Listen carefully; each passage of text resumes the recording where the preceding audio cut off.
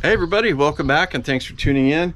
I am once again back behind the garden shed out here because we're going to do some more work on this Ford 960 that we picked up. If you missed the first video, I got this tractor and a nearly new box blade that came with it for 800 bucks. The box blade is pretty much worth 800 bucks just as it is, so in a sense I got this tractor for free. And the good news is that we got it started in that last video. It seems to run pretty well. The transmission seems to work, the clutch works. But the main reason that this rig was parked, I think, is that it had a pretty good fuel leak underneath the tank on the valve.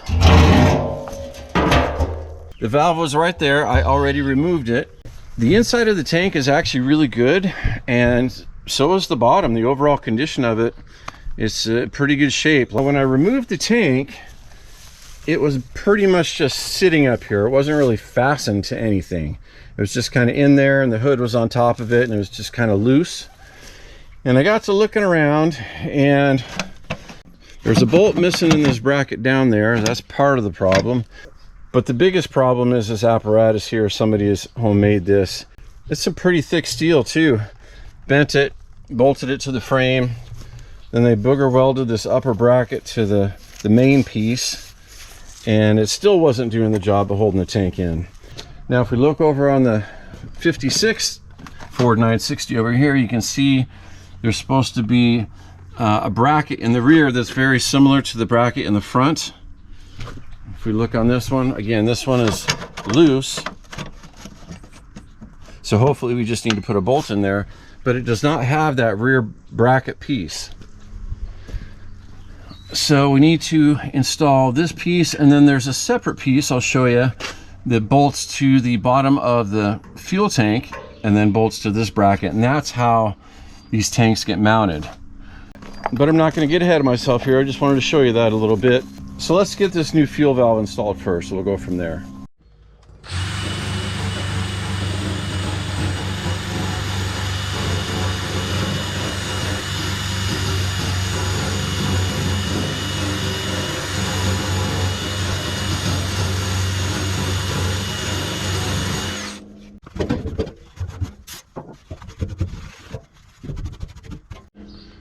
So here's the old valve versus the new valve, and the new valve has an O-ring right in there, and this old one looks like somebody used a flat rubber washer and kind of smushed it in there, and that might have been part of the reason it was leaking, who knows. But this looks to be quite old, so we're definitely going to get rid of that. Now this would be simple enough because I do have the old hardware, but this hole right here is boogered up. I'm not sure what happened to it. Looks like it got bent almost. So I guess what I'll have to do is get a tap and run that through that hole. So I'm gonna hop on the trusty service bike over there and go get a tap, and I'll be right back. So I've got a flexible magnet here. I'm gonna try to get the chips with this as best I can, and we'll see how this goes.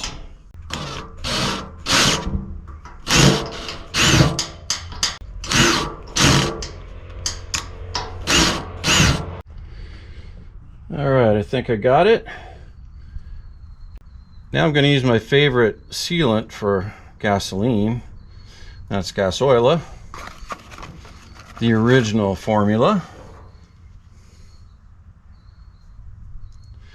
Gasoil works on threads, and it also works on gaskets. So you could put more of a traditional sealant on this O-ring, or you could put some Gasoil on here, and either one would work. Okay, we decided we want the valve facing that way. O-ring is on.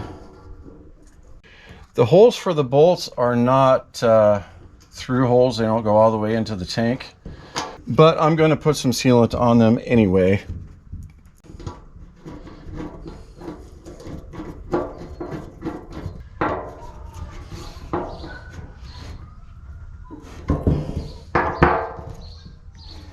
All right, we'll call that good.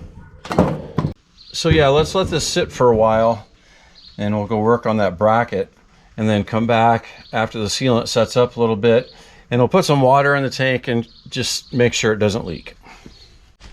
All right, it is time to get rid of this bracket monstrosity.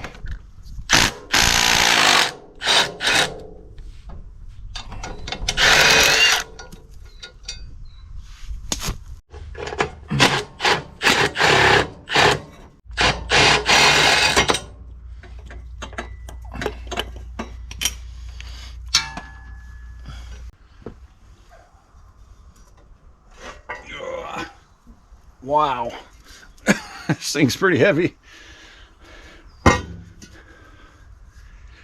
That's a good chunk of iron right there.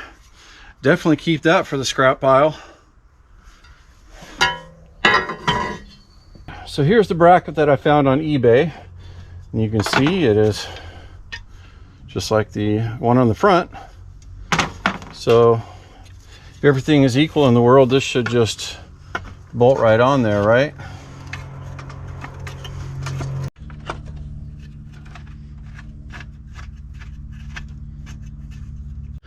Over on the left side here, you can see somebody has made a heat shield, or perhaps used the factory heat shield and booger welded it to this other piece. For the time being, I'm going to continue to use it because it's in a good place. It's right between the exhaust manifold and the air intake system. So if I can get this bolt started in there, we'll just leave this on for now.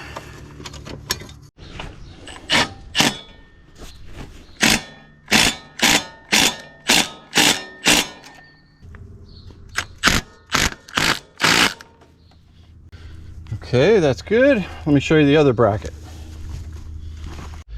So this is the rear piece that connects the tank to that bracket that we just installed. It fits over the back of the tank like that. So the holes in the corners line up. And then these two holes go into the bracket. I don't know what these two holes are for, and they're actually threaded holes. But these are the mounting ones right here, these four. So we'll put some fastening bolts through there, and then these two outer bolt holes fasten the tank to this, and then everything is secure. Not only is this going to be functional, but it's really going to clean up the look of the tractor. Yes, of course, it's still dirty, but we won't have that monstrosity of a bracket on there. It really looked pretty poor.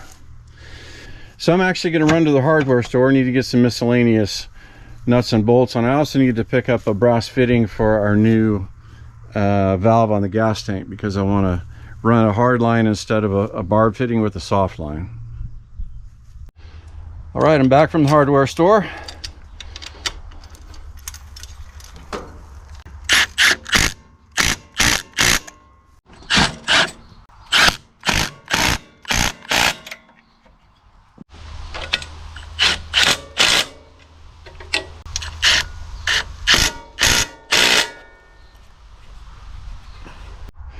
Okay, so we've got all our bracket pieces installed and secure.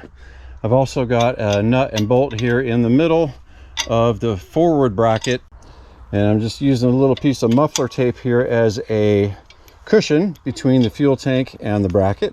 So what happens is there's the gap in the fuel tank. I'll show you in just a minute, but there's a little gap that you slide underneath the washer, and that's what secures the tank to the front bracket there. So the next step is to put a little bit of water in the tank and just verify that the valve is not leaking. The sealant's had a couple hours to set up now.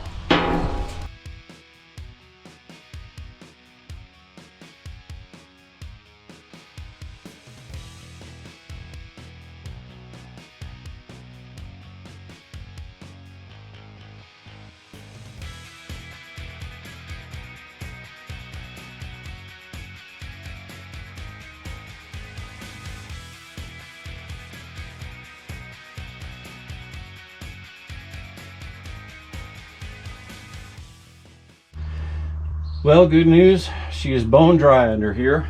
So now let's crack the valve open. And lower it down, and we get liquid coming out the bottom. Close the valve, and it stops completely. So very good. I'm going to leave the valve all the way open, and then we'll get all this water out of here and I'll be right back with you.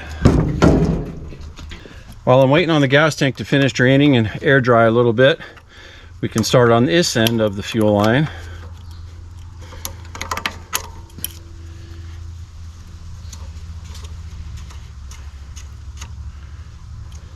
We got a flared fitting on this one. I noticed the sediment bowl is a little loose also. We still got the red gasket there, and we still got the red gasket on the other side as well. Just got a little gas oil on the threads here, and we'll cinch this back down and let it set up for a while as well.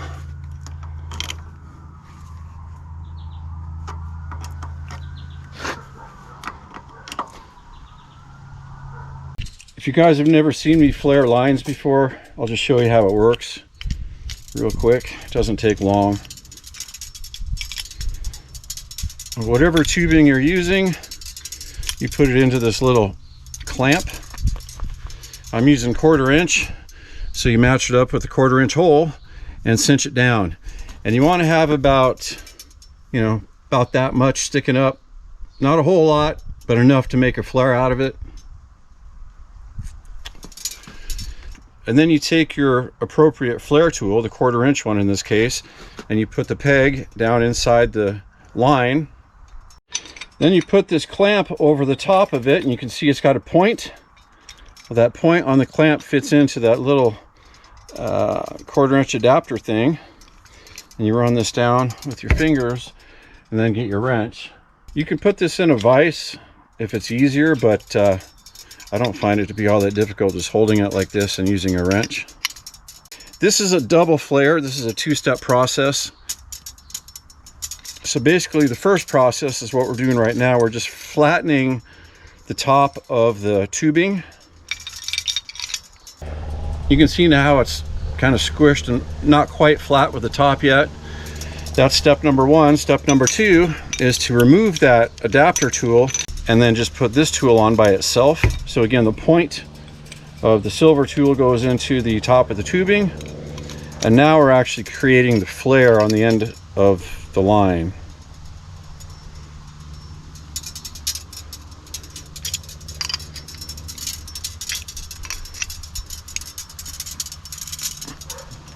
Now, one thing I forgot was to put the fitting on it, and that sometimes can be a fatal mistake, but in this case it's okay because we haven't built the other end of the line yet.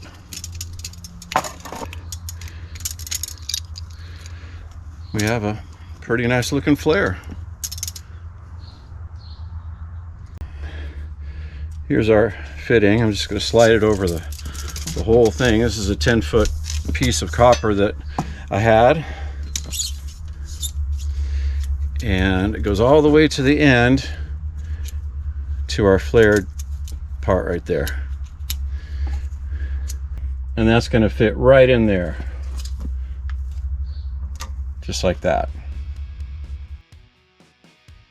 So here we are about 1 week later, and what happened was the threads in the old sediment bowl stripped out, so I had to order a new sediment bowl and wait a week for it to arrive in the mail.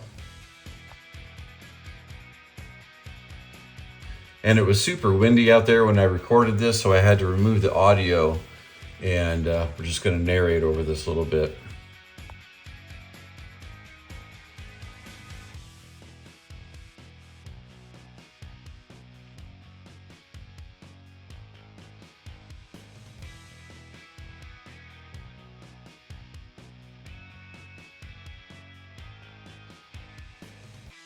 A little bit of gas oil on the threads there on that fitting.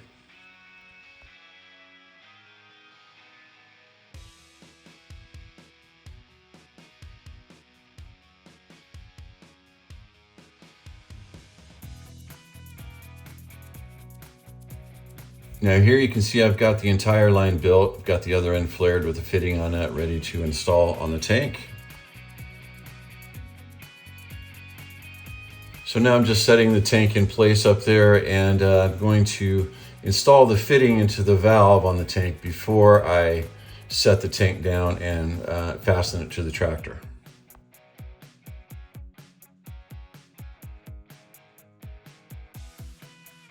Now you can see I've got the entire line attached. I've got it running behind that heat shield right there, and I installed a little grommet in that bracket. I've also got the fuel tank completely fastened to the tractor, so it's nice and secure like it should have been all along.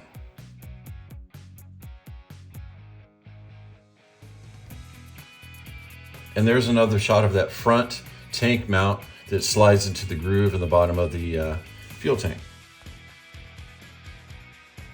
Now the radiator had a bunch of white overspray on it for some reason. So here I am just painting it black just to make it look a little bit better. And luckily this radiator works and it doesn't leak at all.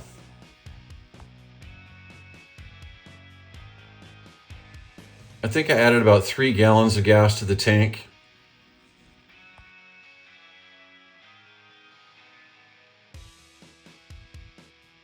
And right away I see I've got a leak at the fitting by the sediment bowl.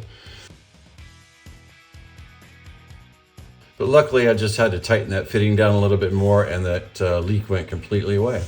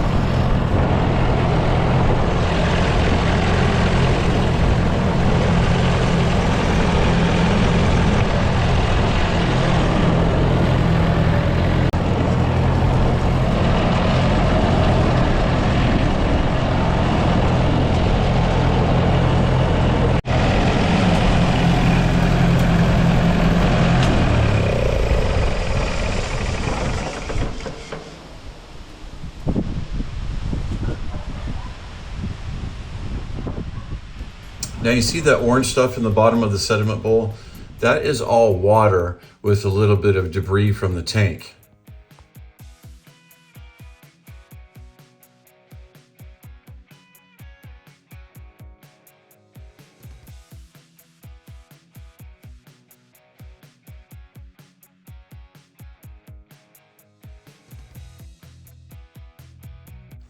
So it took a while to get all the water out of the fuel tank, but in the end I was successful in getting it all removed. And in the process of doing that, I did get a bunch of debris removed from the fuel tank that I did not think was there in the first place. So in the end, I ended up with a clean fuel tank and a fuel system that doesn't leak.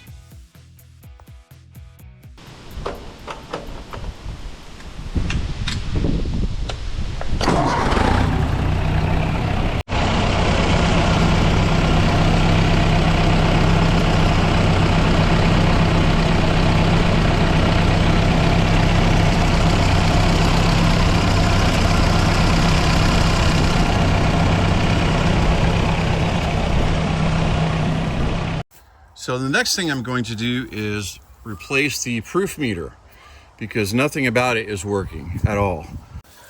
The cable, of course, connects to the back right there, and then it comes down and connects to the tractor right there.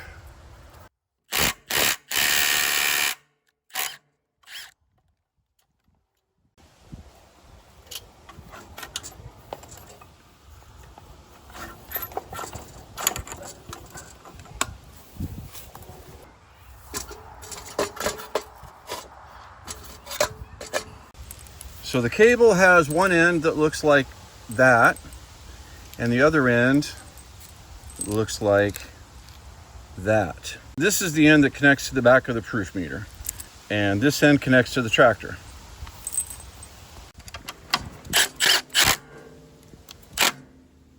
Okay, I've got the new one installed. There's just thumb screws on each side, one there and one there, and the cable attaches right to the center. So let's fire this thing up, see if we can get some life out of this proof meter.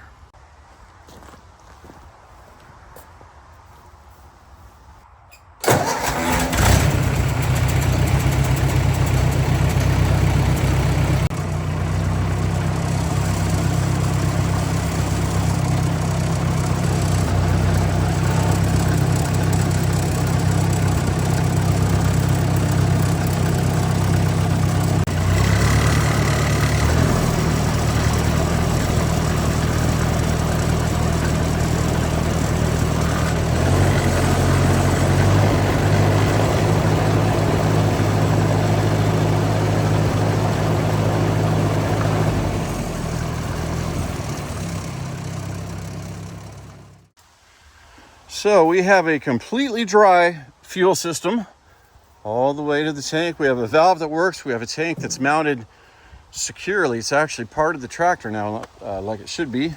And we have a proof meter that works completely. The alternator is crooked this way. So I think what I'll do is maybe try to bend this bracket back this way a little bit and see if that will do the trick. I have no idea what this pulley was for. We'll get that removed. I also want to remove this step down here because even though it's semi-functional, it just looks terrible. This is just some torched off angle iron, and it really isn't that stable anyway. So I think we'll just unbolt that and clean that up, get rid of some of these wires over here. Got a bunch of twine back here. Well, so far so good, huh?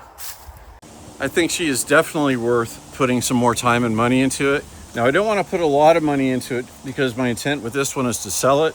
But now I know that we got an operating tractor. I'm not afraid to put a little bit more money into it. Oil, filter. If you guys have not subscribed already, please consider doing that because I'm going to keep going on this tractor. I think it is worthy of a little bit more time and money. Check out antiquecarsandstuff.com. That's one of the ways I help fund the channel, and support there does help. So thank you for that. So I'm going to do a hot start on this now just to show you again how easily it fires up and how nicely it runs. I'll say so long for now and hope to see you on the next video.